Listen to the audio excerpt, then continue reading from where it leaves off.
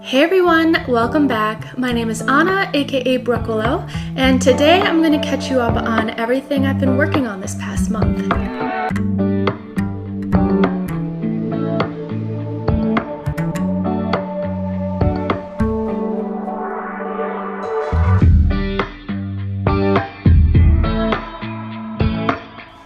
It's been a very busy month for me this year in terms of craftiness. I was just reflecting with my best friend how last year I was gone almost every single weekend, and I feel like I didn't really get to sit down and enjoy the changing of the seasons. However, this year, these last 3 weekends, I haven't had any plans, and I have just been crafting away and after work every single night as well.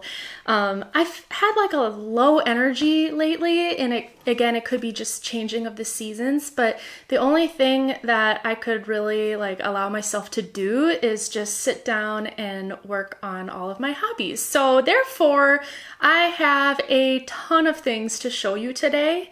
I have 4 finished objects, 5 whips, 6 whips, and some acquisitions as well. So let's just jump right into it.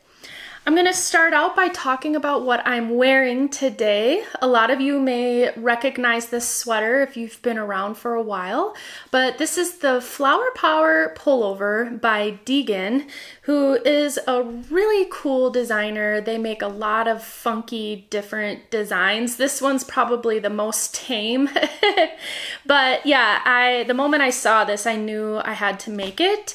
I finished this last spring, and I was able to wear it once or twice before the warm weather came, but I'm really excited because I've already worn it a ton of times this fall. And it's a unique piece because flowers, when I think of flowers, I usually think of spring, but since I made this sweater in fall colors, I feel like I can wear it both in spring and the fall, and it kind of works out each season. Because I don't know about you, but I definitely have certain clothes that I only wear in the fall and certain clothes that I only wear in the spring. So this one's pretty universal, and I really like that about it. I used Buches Le Petite Lambswool in the color very dark red and light green. It was a wonder to work with. You hold the strands 2 at a time to make a thicker, I would say, worsted weight yarn or fabric. So you could use any other yarns, obviously. I would suggest maybe a worsted weight. Of course, anything that helps you get your gauge too. But the Petite Lambswool is really nice. It's rustic feeling, but soft at the same time. It's definitely got the roughness to it, but it's not an itchy yarn at all. And I think that is a characteristic of lambswool. It tends to be less itchy. And I'm guessing because the hairs aren't quite as wiry, maybe because it's coming from a lamb, if I'm correct. So it's just really nice. And I feel like with wear, it's softened up even more. So yeah, that's what I'm wearing today. It's a super fun pattern to knit. I highly recommend it, especially if you're maybe a bit more advanced with intarsia color work, because that's what it's using is intarsia.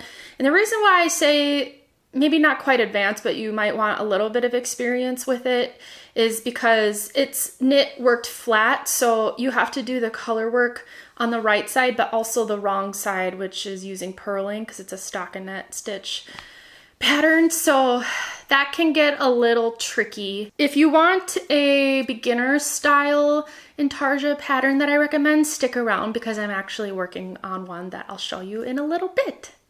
All right, so the first finished object I'm going to show you today, I'm not going to lie, I was frantically running around the house searching for it because I had misplaced it, and turns out it was just behind a throw pillow on a chair that we have here in our living room. After I took apart the whole house, that's where it was. But I am thankful that I found it, and that is this hat right here. I talked about knitting this up in my last podcast episode, and actually my last styling video as well. This is the Manhattan Hat Chunky or Bulky. by Tori, and I used Blue Sky Fibers Woolstok North. The color I used is Cranberry Compote, and like I mentioned in my last few episodes, this has been my favorite color of the season, and I've already gotten a lot of use out of it. We've had some cold days here in western Wisconsin, mostly averaging in about 50-degree weather, but at night or in the mornings, this has been perfect to keep my head warm. And I just think it's such a nice fit, and I really like the way that it fits on my head. So yeah, this is the second time I have made this hat. I made it last spring in like a sagey green color, also in a chunky hat. And I think I have satisfied my need for chunky hats this season. I definitely want to start making some that are using thinner gauge yarn. My next finished object is somewhat of a summery piece. It's one that I've been working on for a while, so if you're a regular viewer here, you'll know exactly what I'm talking about, and that is the Lace Raglin by James & Watts. This garment was intended to be more of a pre-fall garment, so I could wear like a tank top underneath, but we're already at the time of year where I need to layer it with something a bit more substantial, like a turtleneck, to make it a bit more warm, because there is a lace pattern. It's a very see-through garment. And so a lot of air can get through it. So yeah, I definitely need to have a long sleeve underneath this. But in my last video, it's a styling video with fall knit pieces, and I styled this together with another finished object. If you want to check that out, I highly recommend it. It's the first outfit in that video, but the rest of the outfits are super cute too. I made this garment in a 2XL. I test knit for James last summer for this pattern, and I did an XL, but it ended up being a little bit too small. Part of the reason being that I made a gauge swatch that lied to me, so I ended up going down a needle size, and that kind of shrank the fabric a little bit. So this time around, I did make sure to use the recommended needle size as well as go up to the 2XL, and I think that gave me the perfect fit that I was looking for with this garment. I made the long sleeve option, so the main way to make this is with the short sleeve, and that's probably what you'll see most examples of this pattern is in the short sleeve, but I really like the long sleeve version, and there are directions in the pattern to do this option. A couple modifications I made to it is, first of all, I extended the length of it. The last one that I made was quite a bit more cropped than I wanted it to be, but yeah, so I went a bit longer than the pattern calls for. It still gives a cropped effect. It comes like just below my high waist pant line, so I can tuck it in a little bit if I want, or I can just let it flow over my pants. And as well as the sleeves being quite a bit long, it creates that cropped silhouette. And then the second modification I made is in the pattern, I believe they have the sleeve ends kind of cinch in a little bit, but I really like this bell sleeve look to it. I made a ranunculus last year, and I also did the bell sleeve, and I just love the whole silhouette of it, so I wanted to do that for this sweater too. And bell sleeve is super easy. You just don't do any decreases, and it creates that slightly flared out look at the bottom. The yarn I used for this was very luxurious. It was DanDoh Silk Plus, which is a silk and cotton blend, and I used the Angora No. 1 colorway. I picked this up somewhat spontaneously when I was visiting my local yarn shop this summer, and I picked up 5 skeins of it, which wasn't cheap. It's like $20 US per skein, so I knew that I wanted to make something extra special, and I realized that the yardage would allow me to make a long sleeve garment instead of a tank top like I was originally planning to knit. But yeah, I'm really happy I made that choice, because I didn't want to have like a skein left over and then I had to try to find a one skein project that I wasn't totally in love with. I was just making it to use up the rest of the yarn. And I didn't end up having a lot of yarn left over for this either, so it worked out perfect and I'm really happy with it.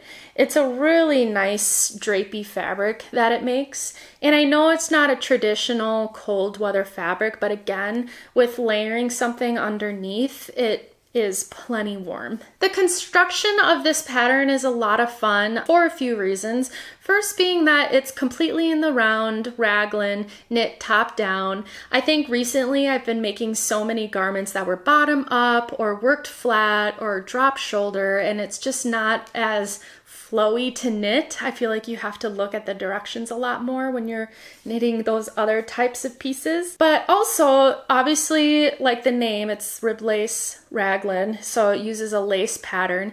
It's probably the easiest lace pattern to memorize out there. You could probably memorize it just after the first 2 rounds that it requires. So it ended up being quite a mindless knit.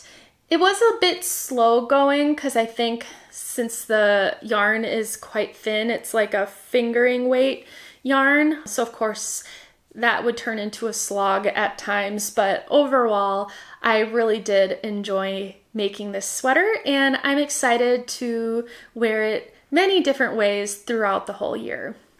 My next finished object is another one that I wore in my styling video, the last video I put out, and it was with the rib lace raglan, and that is these trousers by Birgitta Helmersson in the Zero Waste Patterns book.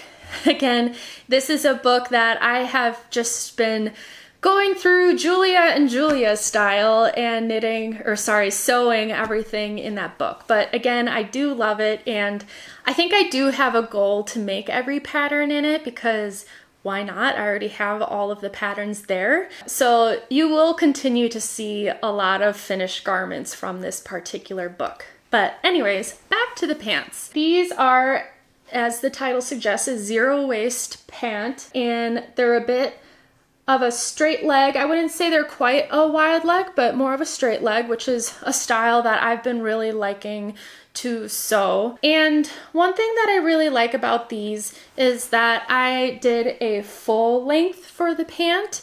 In the past, I've made a lot of cropped trousers, and so I wanted to switch it up a little bit by making a full length. And it's really nice when I wear like a tall heeled boot with it. Again, watch the last video and you'll see me wearing it. The fabric I used was the fabric that I picked up at the thrift store this summer when I took a little road trip out to South Dakota. I got 8 yards of this flannel fabric, and I do have more plans to use that fabric for more projects in the future, but I think these turned out super cute. They do give off a little bit of a pajama pant vibe, so I have to be very intentional with the way that I style it. If I style it too casually, like with a sweatshirt or a t-shirt, it definitely looks like I'm wearing PJ pants. I still have been able to style it quite professionally and wear it to work already, and it feels like I'm wearing PJ pants at work, so I do love that aspect. Another thing that I really like about these pants are the back pockets. I think they're a very unique pocket. They're quite a bit longer than normal back pockets you see, and I like how there's a seam that runs down the middle of them. I think it gives just like a really cool shape and look to the back.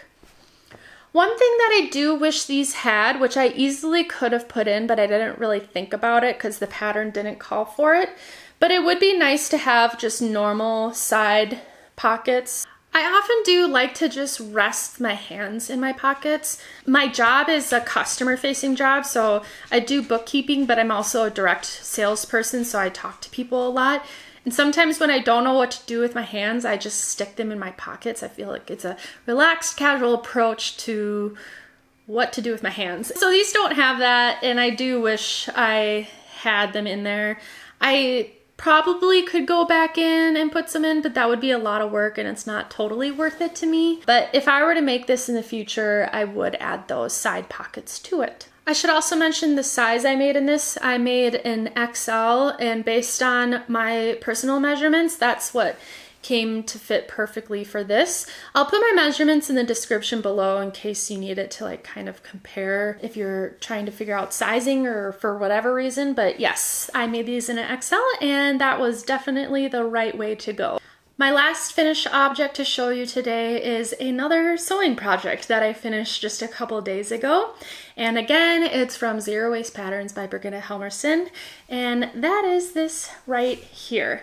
This garment is a mashup between the tee pattern and the sweatshirt pattern, and I'll kind of go into why that ended up being, but I'll start out by talking about the fabric. This is Deadstock fabric that I got from thefabricmarket.com. I bought like a bunch of different fabrics from them last spring, I think, and this was one of them.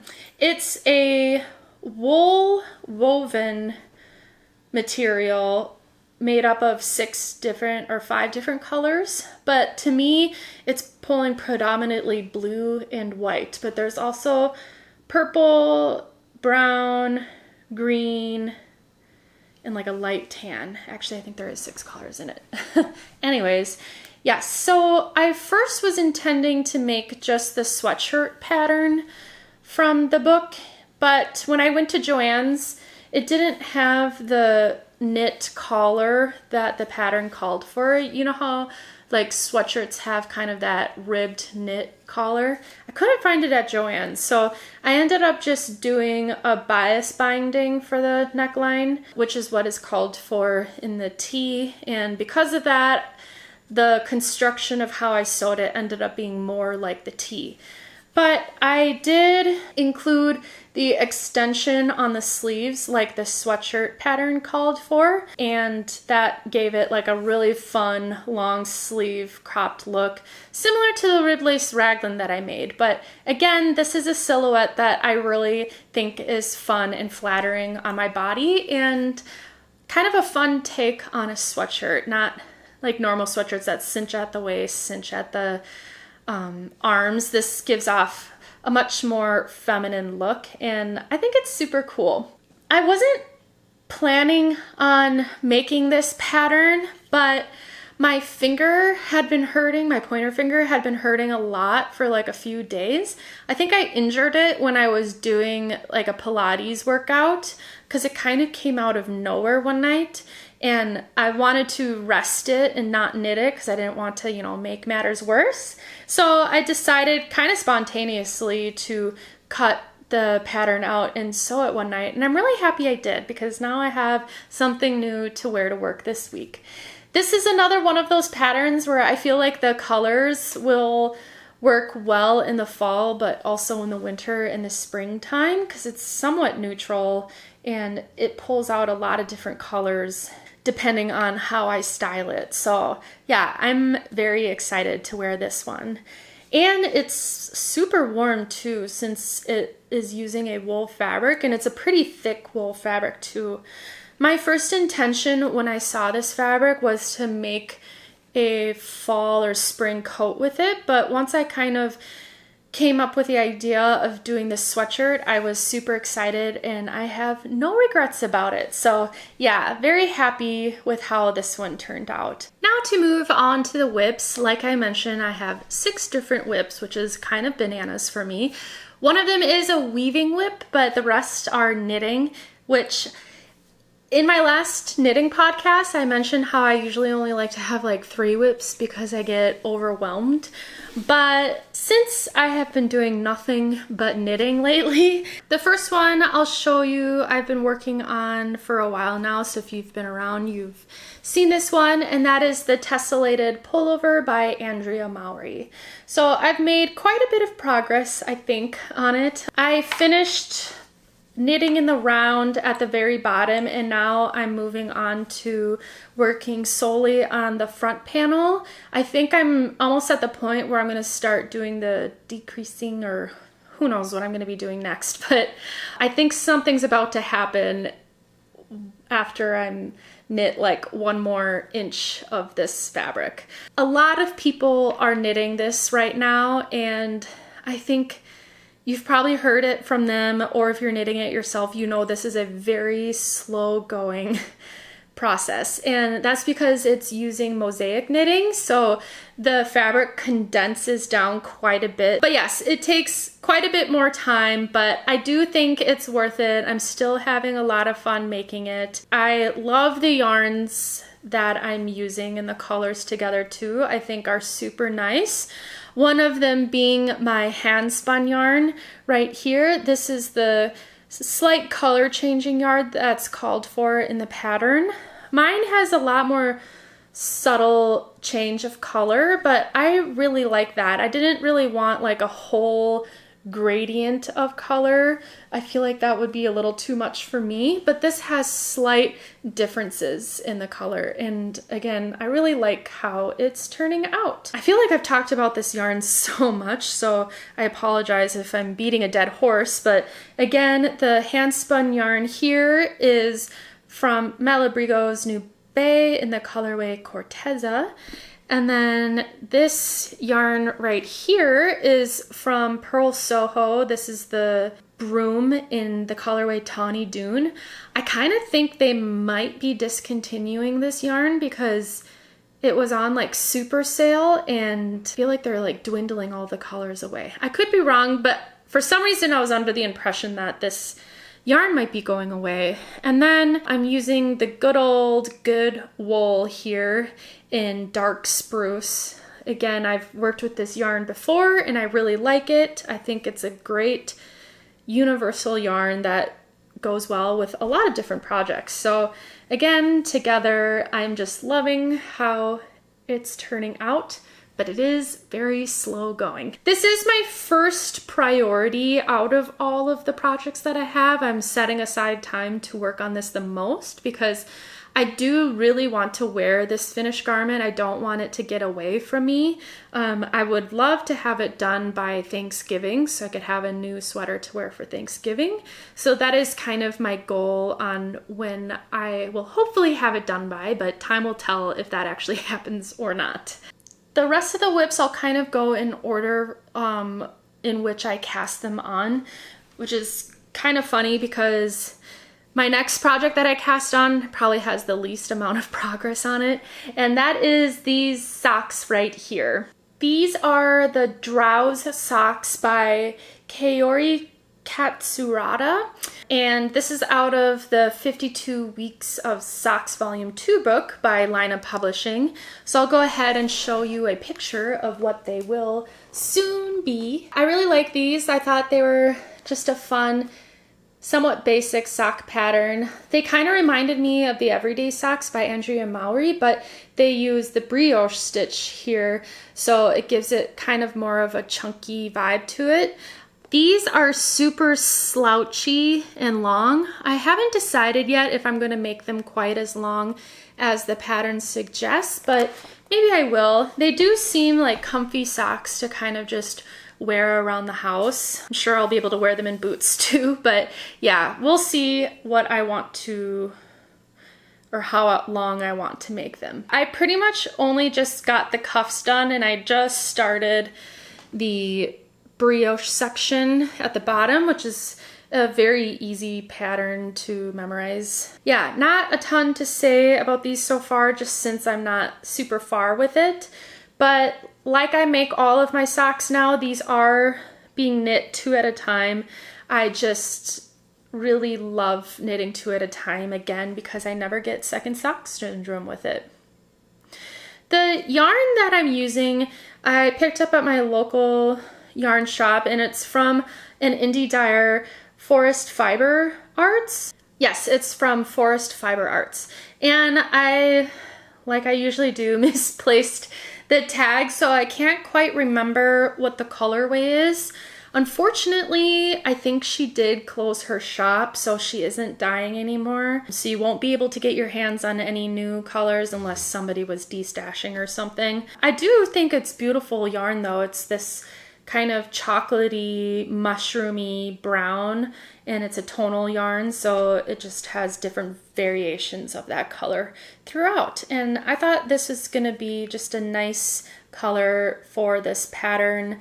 I feel like this color goes with a lot of things in my wardrobe too, so I know it'll fit with a lot of different things. But again, not a ton to say about this.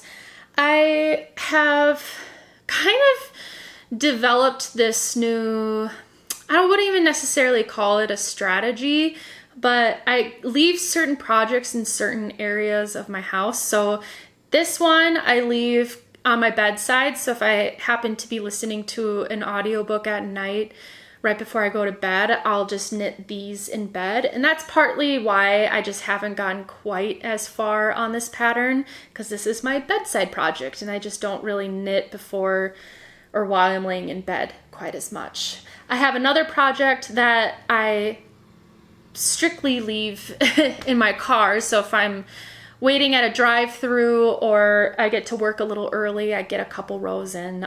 So that one isn't as fast moving either, and I will show you that one next. So that pattern that I'm working on is the Everyday Cowl by Andrea Mowry. I had been wanting to make a cowl for quite some time. I crocheted a scarf last winter, but that's really like the only neck wrap besides shawls that I have made for myself recently. And so I kind of want to explore knitting more cowls because I do like scarves a lot, but sometimes the tails just get in the way or they fall off, and that really bothers me. So the idea of something just staying secured around my neck is super nice. And I just think it'll be great having something that I can just put over my nose and my mouth in the winter time when I'm walking the dogs. Yeah, I don't really feel like I need to explain why I want to make a cowl, I just do. I am using my hand spun yarn to make this.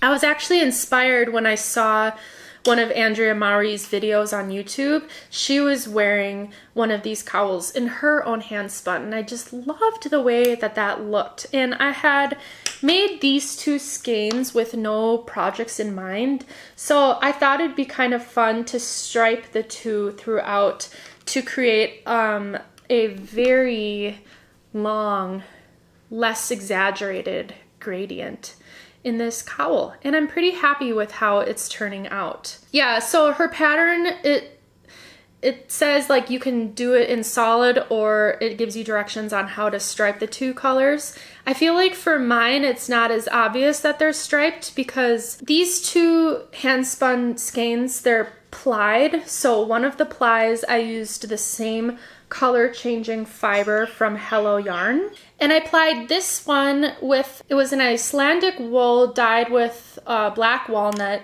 and then I plied this one with just like a white wool blend, and they created very two different effects, but obviously since they're using the same colored fiber, they marry well together, and I think it's creating a super cool look with this cowl. And this one is going to be asymmetrical, so it kind of creates, makes it so the exposed braids are at a diagonal, and then it'll all kind of come into a point like a bandana style cowl, and then I'm assuming you'll just seam it, or I'll just seam it in the back along this edge here. This also is a super intuitive, easy pattern to follow, and I'm having a lot of fun with it.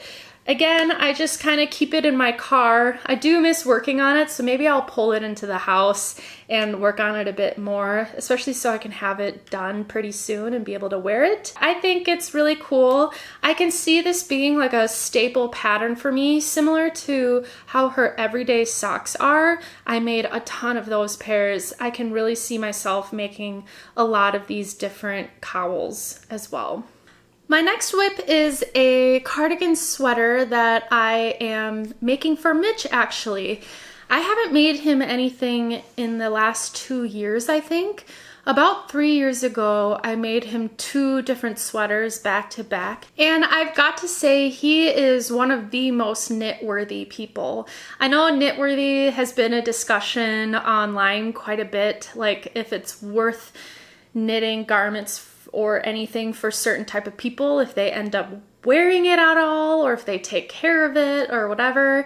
And yeah, Mitch wears his sweaters all the time. Since we live together, I take care of washing it. He does all of his other own laundry, but I told him for the sweaters, I'll deal with it because I don't really want him to ruin it. And he gets so excited when he wears these sweaters in public. He just like will strike a conversation about it to just random people and go on and on and on about how I knit it for him. So I think it was time to make him something else. And I asked him what type of sweater that he would be interested in, and he really wants me to make him like a classic looking cardigan. I found a bunch of different patterns and had him choose his favorite one, and he chose the Tamarack cardigan by Brooklyn Tweed. And I've never knit anything with a Brooklyn Tweed pattern before, so it was kind of fun to kind of learn a new pattern style.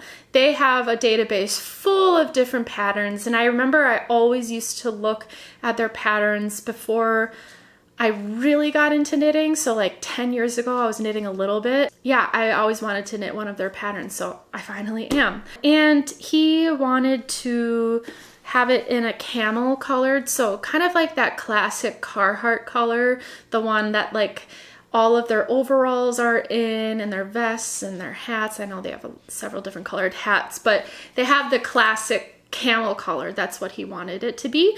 So I found this yarn from Knit Picks. This is the Wool of the Andes bulky weight. And this is also something that I've been wanting to work with. I think Wool of the Andes is probably Knit Picks' most well-known yarn base, and I've never knit with it before. So I was excited when I found they had a bulky weight version because that's what the pattern calls for.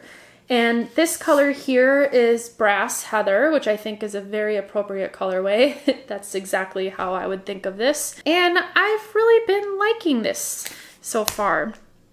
So one interesting thing about this pattern is that they have you knit the sleeves first. I've never done that in a pattern before, but I think it's kind of a genius idea because I know we all have been a victim of Sleeve Island, where you knit the whole body when that's the most exciting part of the sweater, and then you're left with the sleeves and it's just hard to get through it. So I was excited to do the sleeves first, and I also decided to knit them 2 at a time. Since I do my socks 2 at a time, I figured why not do the sleeves 2 at a time, and that way I just get the sleeves out of the way as quick as possible. And I think this has been working out super well. So if you ever have a pattern that does sleeves first, you don't have to like start knitting from the armhole or anything, I would recommend trying 2 at a time because again, it's just so quick compared to just doing 1 at a time. This also has been going by pretty quick. I know I haven't gotten too far on it, but I really haven't been working on this very much, but it's using a bulky weight yarn. Besides that chunky hat that I made, I haven't really knit a ton of bulky weight yarn. And this is using a size 10.5 needle too, which is something I'm not really used to. But again, it does make it go by really quick. And I'm selfishly happy about that because I don't really want to work months on something that isn't for me. I know that's so selfish, but whatever. I'm just happy I can knit it up for him somewhat quickly. I think, again, my goal for this one is also to have it finished by Thanksgiving, and that way Mitch and I can both wear our sweaters together on Thanksgiving, but we will see if that actually happens. I am liking the pattern so far. It's using a moss stitch pattern throughout the entire sweater, which I think is a really fun, bulky, chunky fabric that it's creating, and I think it'll be super cozy for him to wear, and I'm sure I'll end up stealing it to wear myself. And then it will call for buttons. I'll ask him what color buttons he wants, but I won't necessarily, I don't know if he ends up choosing something really weird, I'm just gonna make my own decision for the buttons. But so far I'm thinking of doing like a really, really dark wood color, like almost a black. Or if you see a lot of these B-roll videos that I make showing close-ups of everything, that's on my coffee table, and I think that really dark wood would be a nice button color for this cardigan. But again, we'll see what he chooses. My last knitting whip is one that I'm really excited about. Obviously, I wouldn't be knitting it if I wasn't excited about it, but I have come to a point with my knitting stash that I need to address my scraps. I have a lot of scraps, and not like little bits of scraps. They're pretty decent size, I would say.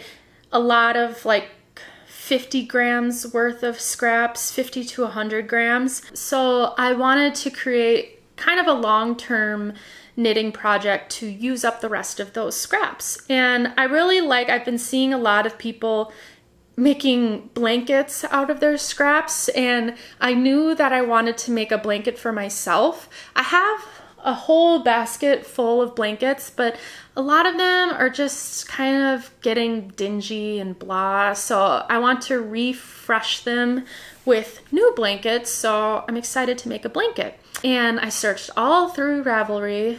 Well, I didn't search all of it. There was like 90 pages of blankets, but I think I went through like the first 30 blankets that I saw on there, and I settled on the Alignment blanket by Margaret for Heidi and Lana. I really like how it had like the big chunks of colors. I'm not a huge stripy person, so I know like a ton of scrappy blankets out there require you to just do like a row or two of each color, creating all of these stripes. And that's just not for me. I really liked Laura Penrose's new design too, but I really was just called to these cross style shapes in this particular blanket, and it looked like a lot of fun, especially because it's using just all garter stitch and some light intarsia. And yeah, I've been having a lot of fun with it so far. So I'll show you how far I am. I have 2 colors completely done, and then I'm moving on to this yellow color here. So this is what I have so far. Again, this has been so fun. It's just all garter, like I mentioned, so very mindless. Even the intarsia portions, which is just these spots that use the 2 different colors, that's super easy. And yeah, it's very what they call potato chippy. Like you just want to keep doing one more row. And it's very exciting when you attach a whole new color onto it too, because you just kind of see the whole thing grow. I would say each cross uses about 40 grams of yarn. So I'm really able to use up a lot of these little bits, and I might be able to do like 2 of each color even for some of the colors. I already went through all of my stash and keeping all of the colors that I kind of put together in one bin, so I can just go to that one bin anytime I am ready for the next color. And I'm using kind of these classic colors in a way. I was inspired by a Hudson Bay blanket that I have. It uses all of the primary and secondary colors, so like red, blue, yellow, and green. So I was kind of inspired by that. Of course, I'll be adding more colors to it overall, but yeah, I'm very happy with how it's turning out. And the main background color I'm using is this creamy yarn from Patons. It's the classic wool worsted. I had 2 balls of it already in my stash, and I knew that I had gotten it from like either Joann's or Michael's. I think they sell it at both.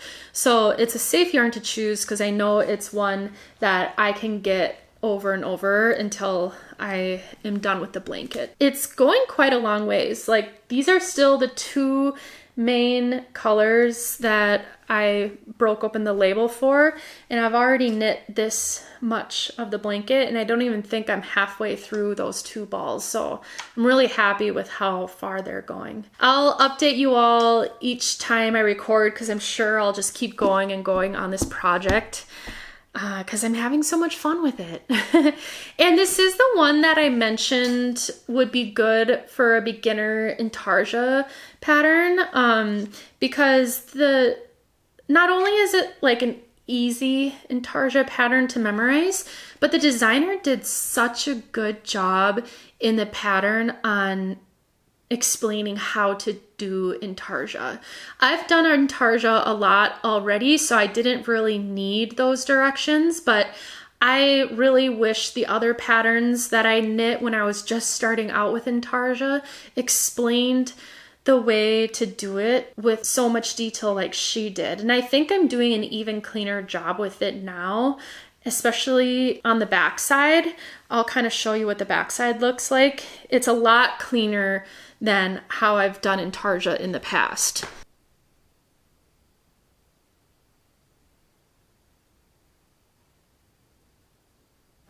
So yeah, if you have been curious about intarsia and haven't quite made anything with it yet, I really recommend this pattern to start out with it.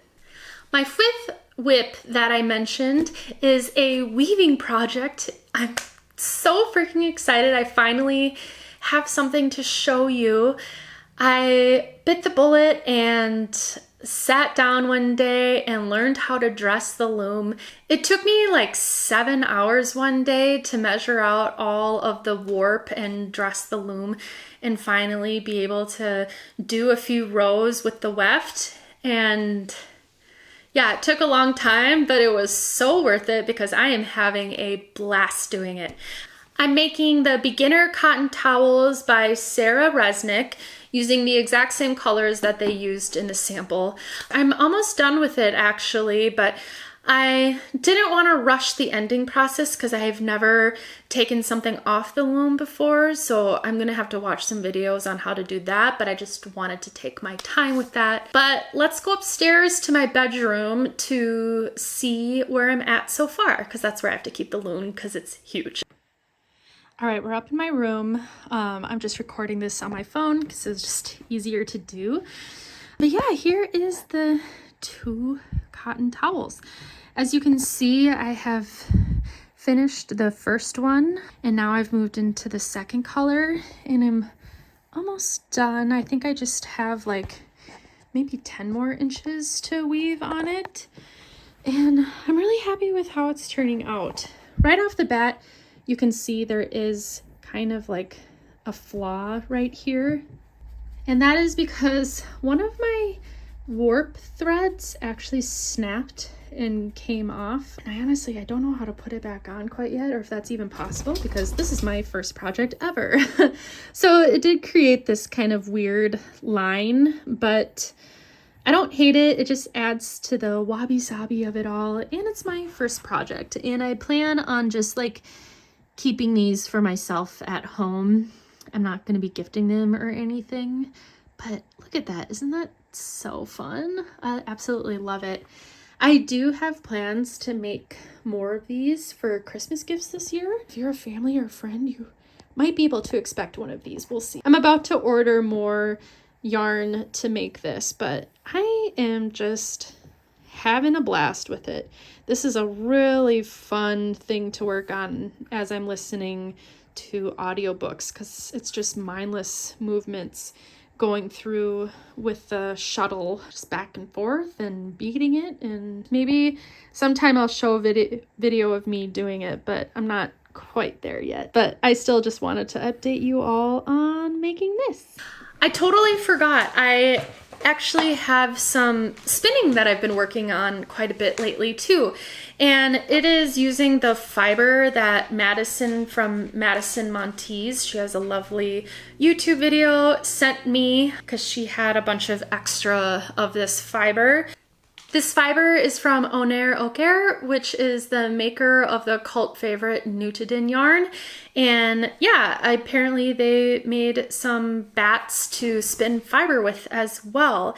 And I'm not sure if they do this regularly, but if they have more shop updates with spinning fiber, I need to buy more. This is some of the best fiber I've ever spun with. I am having an absolute blast with it. So if any of you frequently purchase this, let me know if you often see fiber in their shop update, because the last couple times I've checked, I haven't really seen any. I actually really haven't been checking much, but like when they promote upcoming shop updates on their Instagram, I haven't seen fiber part of it. So yeah, I would love to know if they regularly include this, because again, I am loving it so much and I need to just show you the yarn. So I have one bobbin of single spun up and I am working on the second bobbin as well. I plan to apply these together, just two ply. I want to get as much yardage out of this as I want. And I was thinking this would make a really nice everyday cowl as well, similar to the other one that I showed you. I think it'd be a really pretty color. So that's my plan for it so far. I think that in total, this is about 200 grams of fiber or 8 ounces, because usually when I spin up half of it, I only get like half of a bobbin, but this one came out to be a whole bobbin. So, and that comes out to 100 grams. So if I do 2 of them, it'll come out to 200 grams. We'll see what it ends up being. But if that's the case, then this would be enough to knit that cowl out of. So yeah, I'm very excited, and I'm excited to show you the finished plied up skein of yarn that I will eventually have from this. I have a few acquisitions to show you. A few weeks ago, I just was in the mood to spend money on yarn. And I specifically wanted to build up a little bit of a stash of sock yarn, because I've dwindled down my sock yarn stash quite a bit with the recent socks that I've been making. And I started getting my sock mojo back a little bit more and wanted to just have yarn that I could choose from when I cast on a sock kind of spontaneously, because that seems to be how it goes for sock knitting with me. I always seem to just spontaneously cast it on. So yeah, I decided to order some yarn online, and I went to Web's online shop, which is just yarn.com. They have a huge selection of all different types of yarn, and I purchased 6 new colorways of yarn that I'll go ahead and show you.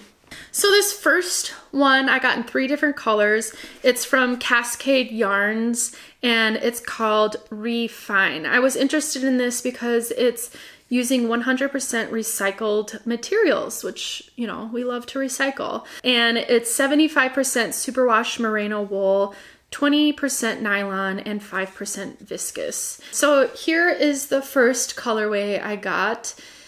They're all 100-gram balls of yarn. This is yarn that they say you can throw in the washer and the dryer on cool, of course. I like the fact that I can wash my socks in a washer and dryer, just because I wear them so much more frequently than my sweaters, and obviously they're on my feet, so I'm gonna have to wash them more frequently. So it's nice to be able to just toss it in. They don't have names for the colors. This one is color 12.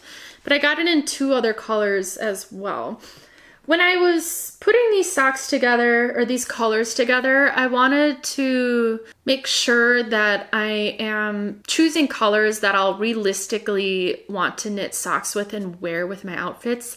In the past, I purchased a bunch of sock yarn in wild color changing yarns because I thought it would be fun to have funky socks, but I never end up reaching for them. When I pull open my sock drawer, I always go with the ones that are a bit more neutral. Now, I know this isn't a neutral color, but this is a color that I think would be really nice in color work socks. It's like earthy enough. Obviously, it's a jewel tone color, but it's just more muted than like color changing yarn. Anyways, I'm rambling. The second color I got is this gray color. It's color number 5.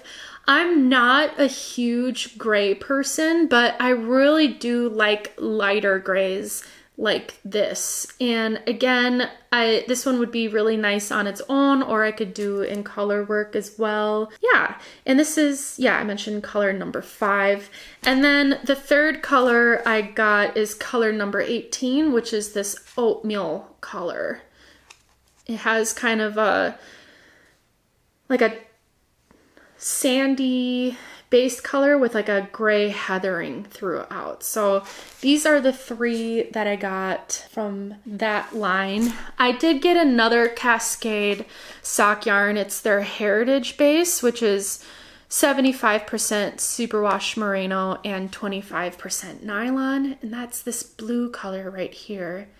I've been really into blues lately, especially this denim-y color blue. This color is number 5686. Not super exciting on the color names, but whatever. And then I got 2 skeins of Web's in-house line, which is called Valley Yarns. And these are 50 grams each in this lovely burgundy color, similar to that hat that I made.